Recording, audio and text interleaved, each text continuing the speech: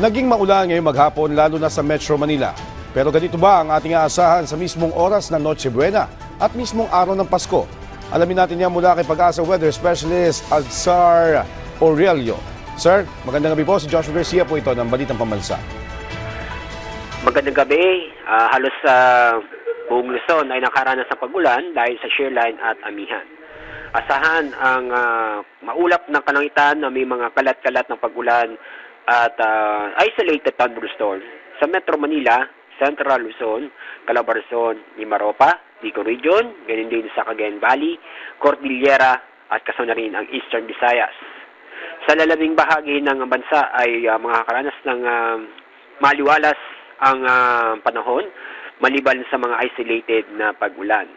Dahil sa malakas na hangin, asahan ng matataas ang alon sa northern at eastern seaboard ng Luzon. Kaya pinapayuhan na huwag mo nang pumalaot sa mga lugar doon dahil sa matataas na alon. Kasalukuyan, wala tayong binabantayan na bagyo o low pressure area na maaaring pumasok sa PER. Yan ang ating update mula sa Pag-asa. Ako po sa Alzar D. Aurelio.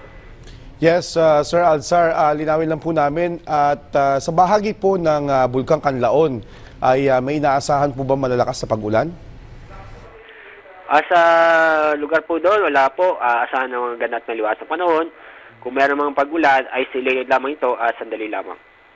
Okay, and kumusta naman po, may aasahan po ba tayong mga pag-ulan pa hanggang sa bagong taon o hanggang kailan po ito natin naasahan na magtatagal yung ganitong panahon? Sa susunod na 3 araw ay maaaring itong magtutuloy ang pag-ulan doon sa Northern Central Luzon.